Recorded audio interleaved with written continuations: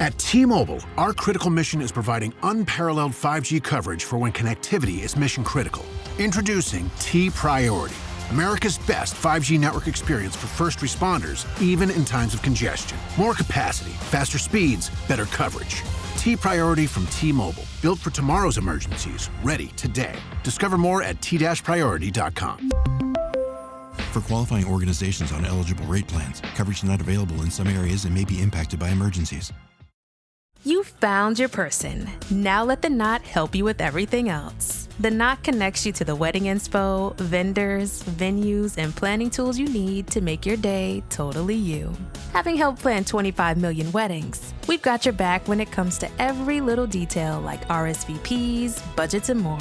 Because your wedding comes to life with the connections that matter the most. Get started at theknot.com/audio. The Knot. Let's plan your wedding together.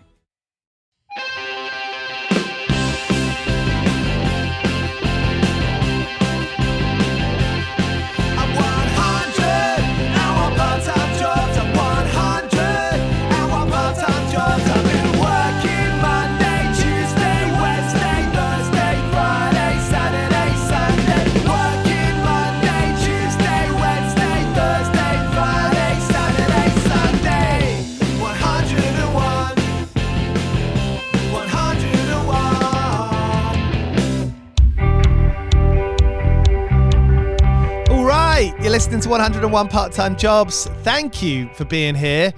I'm Giles Bidder, and this is the podcast where we hear from musicians and artists about all the other stuff they do and how it comes back to the music. On today's episode, we hear from Craig, Finn and Franz Nicolay of the Hold Steady.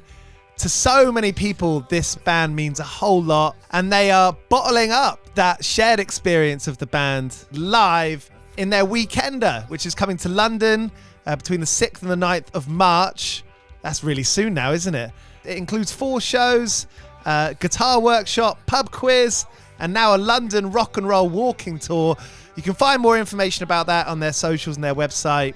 I'm very much looking forward to going to one of those shows. And to get Craig and Franz in the same place for this episode is ace. So coming up, we got those two. Thank you so much for listening. If you enjoy this, make sure you click subscribe or leave 5 stars wherever you're listening to it. And if you haven't already, you can get your ticket for the Hold Steady's Weekender. 101 part-time jobs.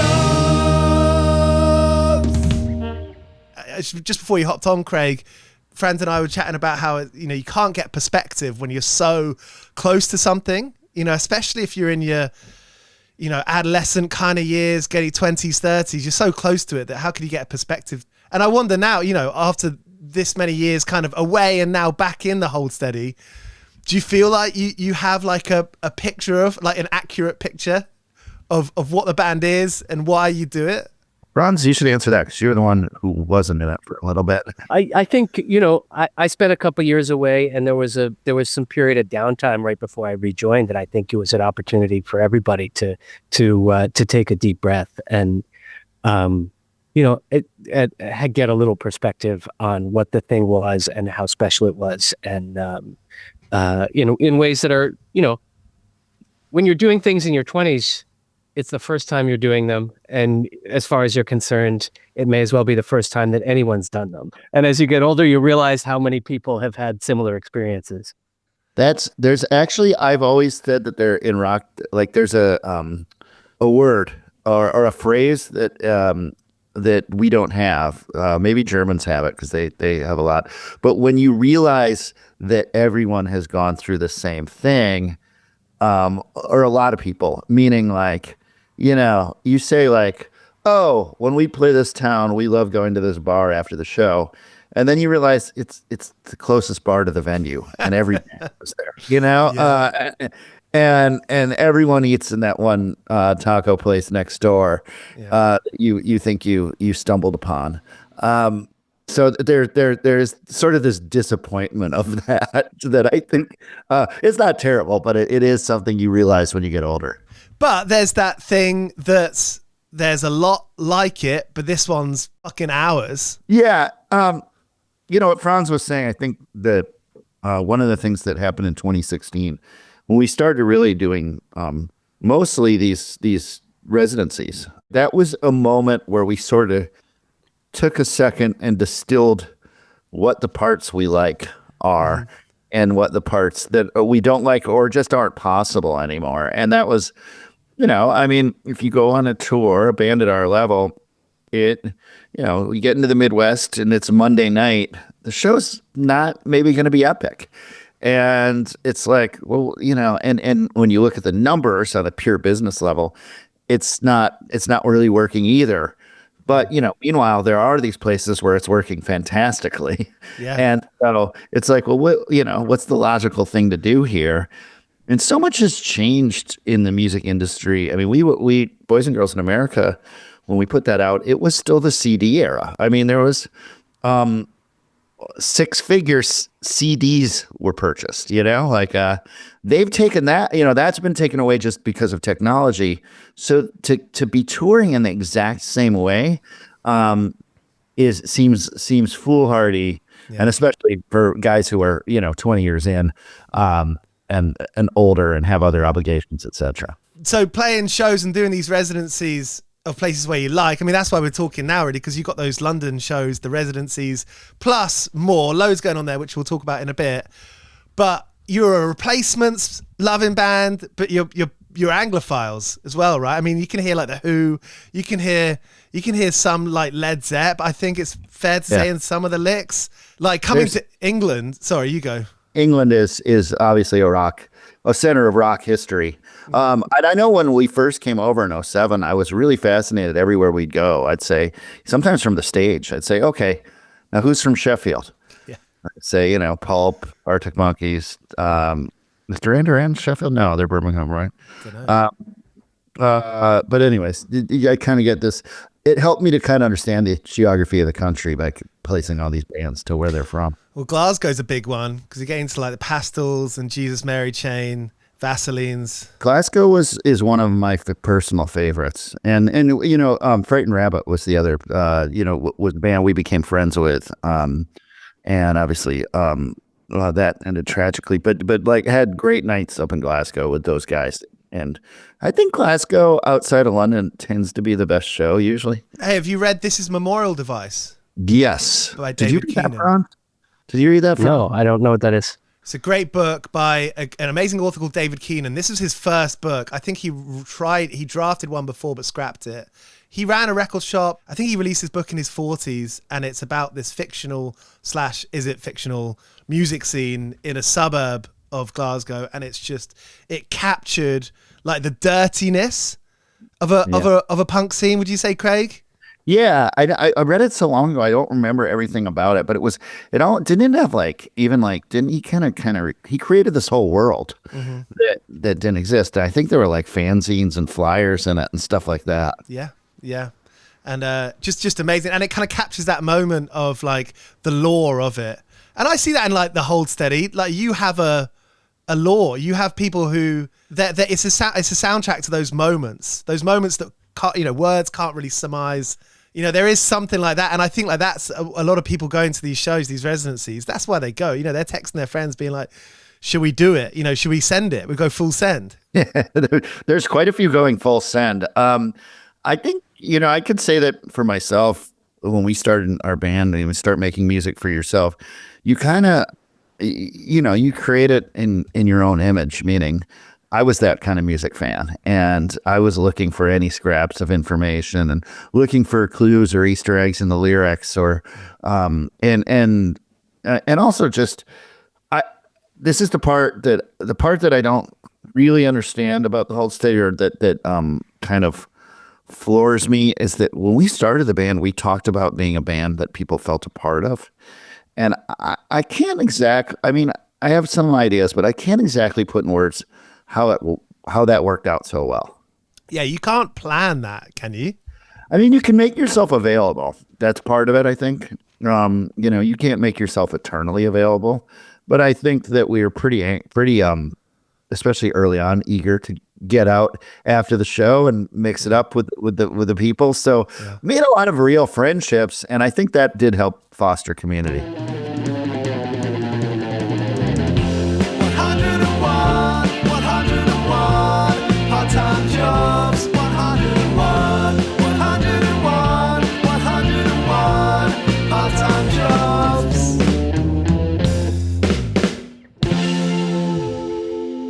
always want to know when you got to quit your job, but like I think like it's a really a moment. The other moment is when you start to get actual fans who are not people you work with or people you know or other bands you hang out with, but people who are very happy with the exchange of buying the ticket, seeing the show, and going home, and not necessarily going to your house afterwards, you know? And that's a big moment. And it comes later than you think for a lot of musicians. I think the first thing that happens is you're kind of part of a scene where you can kind of figure out how everyone got there. Like, you know, you're like, oh, that guy's friends with my friend Peter. And that's he was brought, you know, and then eventually when it gets big, a little bigger, you can be like, that person just heard it on the radio or something and showed up, and that's a different transaction. But no, I mean, but you get the punishers as well, right? You'll get the people who you'll play the 1,000 cap venues, and there will be people being like, Franz, Craig, do a shot with me. I mean, there are most of those in our fan base. Most of those people are nice, and I'm not. Hey, I go out probably every night, almost every night after the show, because I still love that. But I don't go out with as much fervor as I used to. How do you prep for a weekender? I think we've learned how to pace it a lot better. Yeah. You know, there's an aspect of, you know, if you're going out for 31 nighters, you can just sort of fall into this twilight sleep zone quality to it, where it's just one continuous thing. And there was a danger, I think, at least for me in the first couple of years of the Weekenders, of, since it's these 4 dedicated nights, which feels very separate from the rest of my life as a mild-mannered father and, you know, with a teaching job, that it was very easy to go too hard on the first, you know, just like, I'm going to do it every night, and not having anything left in the tank come Saturday. The first night is pivotal. Like, I think everyone, myself very much included, has outdone themselves on the first night of one of these runs. Not necessarily in London, but one of them somewhere, and sort of been playing catch up the rest of the shows. But it's kind of throwing the dice, because there are times where you go hard on the first night and somehow, you know, that wind, you know, you get like a 4th, 5th, 6th wind, and somehow starting hard helps you as well. It's a gamble. Our good friend, a guy who the band is friends with, his name Touchdown Tommy, says, if you're gonna do a 5-night bender, the third night is what it all comes down to. And you're doing other stuff, like you're doing general other stuff, like you're doing a rock and roll walking tour around Camden. You're doing a pub quiz, and I'm interested in this, the guitar workshop with Tad and Steve. Yeah, that's kind of. Have you watched one of those, Franz? Have you watched a guitar workshop? Yeah, I'm not delightful. Yeah, so it's them riffing on guitars, and I think there's a huge, you know, there's a lot of people in our audience that are guitar players, you know, Sure, and I think it's a fun way for them to kind of riff on, and you know, with guitars in hand, kind of walk people through how to play certain songs or your own relationship with the instrument. That's sick. And how does that work? How does that actually work? Are they getting acoustics? Are they doing it on the floor of the venue? What's the setup? They bring up small amps, which I think you want to hear the electric ness of it all. Small amps and then a moderator. One thing that allows us to do it is that our fan base is made up of reasonable people. You know, I think I can walk off stage and have good conversations everywhere, and so it doesn't seem daunting. I mean, you know, if you were, for one, if you were much bigger, you couldn't do this. Number two, if you had, you know, a much younger audience, et cetera, it might be harder. But I think that it's pretty easy to talk to everyone. And the pub quiz is, I think, our favorite of the events. And I think it's the fans' favorite. It sells out really quickly. But that we each captain a team. So we divide the crowd into 6 teams. And we each captain, and we're pretty. I think almost everyone has won. So that's I think Bobby is the reigning champion at the moment. He won the last one, but Can we get some sneak previews of the questions? Maybe people get rewarded for listening to this. I don't know the question. I'm on the team, you know. Who's running it? Who's the guy? I didn't recognize the name. It's Martin Fitzgerald. Martin Fitzgerald is a great trivia host. He's spectacular at it, and it's music history, but sort of with a twist. So, he's from London, and he wrote a book. What was his book called? He wrote a book about where I think he had people listen to a record they hadn't heard for the first time. Oh, nice. He's a fantastic host. That must be a lot of fun, knowing that like it's not just the same thing. I imagine that's probably why you did it in the first place, right? Is you're like, how can we do something special? There's something about the competitiveness of it that makes it kind of more fun. It also, I feel like, gives the hangout a direction.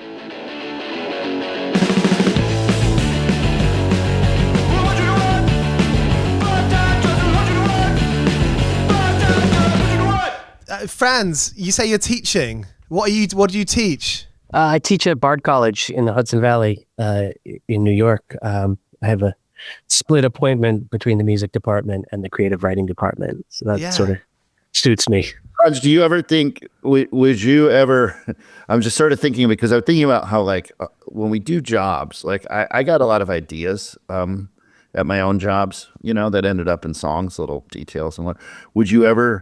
Could you ever see writing a campus novel? I don't think I would, but I understand why people do. Some writer will get a visiting job for a year or two and be like, what kind of fucked up world is this? And then they go write their campus novel.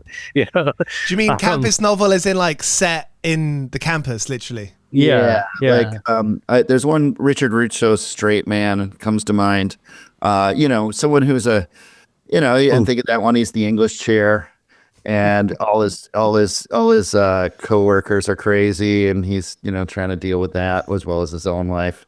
I feel like that would be it's kind of like a rock and roller writing songs about rock and roll. I feel like a writer could easily go there. Well, it's one of those things where it's almost a genre to itself, right? Where you have these stock characters, the old tenured professor who's totally checked out, the one who's lecherous, the one who's conniving, woke, like a woke agenda, like very, new ideas, etc. I feel like you'd have to really look out for like the litigious responses to that. I would think that, like in the Richard Russo scenario, that it would be he would either have to do a lot of work to make these people way different, or he'd have a lot of coworkers that aren't that happy with him. Craig, you've been working on this solo record. There's just one track that's come out from it, right? I haven't missed anything else. Yeah, just one. Adam Granducciel, he produced it? Yeah, I had these songs, and Adam was maybe looking to produce something, because I was talking to him somewhere and he goes, you got to come to see my studio. And I went by and he's like, do you want to work on something? And I played him a song and it went from there. The War on Drugs went on, I think, their first tour of the United States with the Hold Steady. So, and they were, let's just say, a more modest outfit at that point. What do you remember about that? What were the shows like? What were the people like? Was Kurt Weill in the band at that time? No, it was a three-piece. It was Dave Hartley, who's still in it, and then a drummer named Mike that isn't in it anymore. And they were trying to trying to perform that first record they made. But it was like, he was trying to trigger a lot of things and do a lot of, he was trying to make it more expansive than it could be with three people. And it was, they're a great hang. They were really fun. But it didn't quite resemble the sort of juggernaut that they've become, arena rock band that they've become. Could you see potential in them at that time? 100%, because I heard their record and then I said, I want this band to go on tour. And, their first song and their first record, Arms Like Boulders, I think it's called, is still a favorite of mine. And it wasn't surprising at all. I mean, they're smart. Like they were nice and smart. And we played this great show. We just were talking about the other day. It was in Tahoe, California. It was in a snowstorm. but I don't know if anyone would have shown up anyways. But it made it very hard for anyone who did. And there was like, I don't know, maybe like, under 20 Hold Steady fans, and then a bunch of people who were just at the casino. It was in a casino ballroom, and they were kind of bummed. And then they had these video screens on either side of the stage that were doing like a babbling brook, like what's that? Like a image of a stream that was just Stock footage of just, it was just like, I guess, a nice, pleasant image. And I do remember watching War on Drugs and Adam kind of stopping the show and looking up and sort of riffing on like, well, this is nice, But it's funny because I've talked to him about that show, and he had really good memories about it because we had a bus at the time and they were in a van. So they were chasing the van. And because of it was a casino, I think like they had their deal on, included like rooms and food and all that. So actually it was kind of a nice gig for them, I think, the way he remembered it. So that was kind of cool. That's a hot shower in the morning, that is. Yeah, exactly. And if he was looking for stuff to produce, he's produced that new Sam Fender record. And Fender is huge here. There is something that's so like powerful about that guy's music. Yeah. And Adam, that Adam was doing that concurrently with the record that I was making with him, and Sam sings on my record. I cut a vocal for one of his tracks, but I don't know if it made his record. In fact, I don't know if that song made the record. But I did meet Sam in Newcastle. He came to a show I did up there. And we went out afterwards, and I did get a taste of the level of his fame because it was distracting for him to be, in a pub. And I'm a fan, so I followed it, but it really is huge. I mean, so you see like even on his Instagram, it's like, like 40,000 likes or something like that on something, like just the numbers are huge. What was it like hanging out with him and singing on each other's records and also kind of making a record at the same time with the same guy? What moments do you think you'll remember? Well, there was like no overlap. So all of that stuff is, done with technology. So it wasn't like, I just remember like, oh, Sam, I got Sam to sing, he did it, his part in England. Then we kind of, every once in a while he'd pop up on FaceTime or something and say, hey, but it is just through the wonders of technology. It wasn't like we were all hanging out. And you probably heard mixes of each other's records. That's fun. We heard that because they were constantly like, so and so needs this, and they'd put it up on the speakers, just to get something done while I was there. So yeah, and I think Adam really enjoyed it and seemed pretty. It seems like a good match too. You'll never guess what happened today at work. On my third strike, my boss is such a turd, such a jerk. It's not that deep, they drive a Jeep. I was only trying to have a laugh. There it goes again. It's another work gaff. Can I ask you both, just to end with, I love hearing about like the work gaffs, the classic scrapes in the workplace, the memorable days where you were glad that ended. And I'm talking, I think a lot of people have broken stuff at work and had to pay for it. And I'm kind of putting you on the spot here, but it's a question for both of you.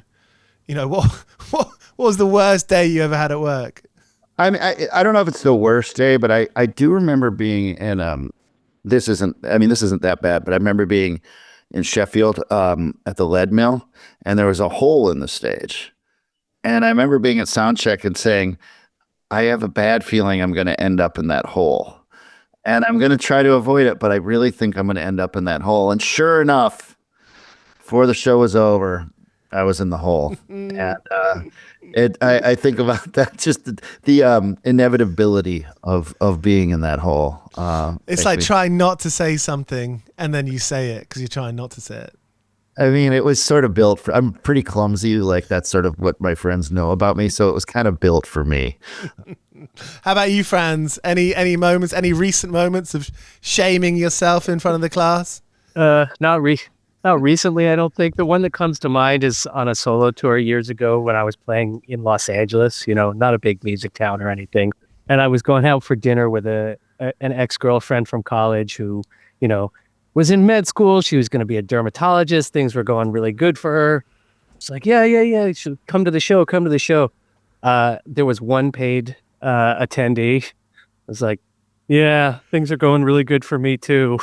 Does that happen a lot in the States? I mean, LA's different, right? But are you somewhat hardened to that level of, in Philadelphia or Brooklyn, you might play to 500 people and then you'll travel 5 hours west and play to actually nobody the next day? Yeah, I mean, there's a big disparity, especially at a band at our level. Like, like where Chicago can go really well. But, I would not want to take my chances in Peoria, Illinois, or, something like that. Even as the band's gone on, and I think this is normal, you see the shift from, we used to, in early tours, really play the college towns. We'd go to Columbia, Missouri, and Madison, Wisconsin, which sometimes aren't the biggest city in the state. And, now I would say, our audience is not 18 to 22. So you probably, we're going to be better off in the biggest city in every state. It's nice. I was just thinking, as you said that, your audience has grown with you. Absolutely. There's trust that comes with that. And you can't buy that. You can't fake that. There's quite a few father and sons that we've seen grow up through the life of the Hold Steady. And that's kind of cool. Yeah. I think part of that has to do with the way that the things that Craig is singing about have evolved with us as well.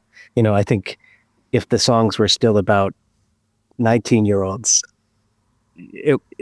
that maybe that there's a kind of trust that comes from the idea that there's an authenticity to and an experience that's reflected in the songwriting.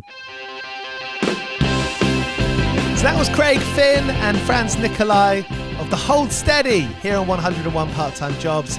Their London Weekender is happening 6th to 9th of March. It involves a pub quiz, guitar workshop and a Camden London rock and roll walking tour. You can go and get your tickets for that now if you haven't already. Cheers for listening to this, and we'll be back tomorrow with an episode with Matilda Mann, who's a great songwriter if you haven't already heard her. And the day after that, we're hearing from Anthony Schmerich, who's releasing his debut album, Service Station at the End of the Universe, this Friday. See you then.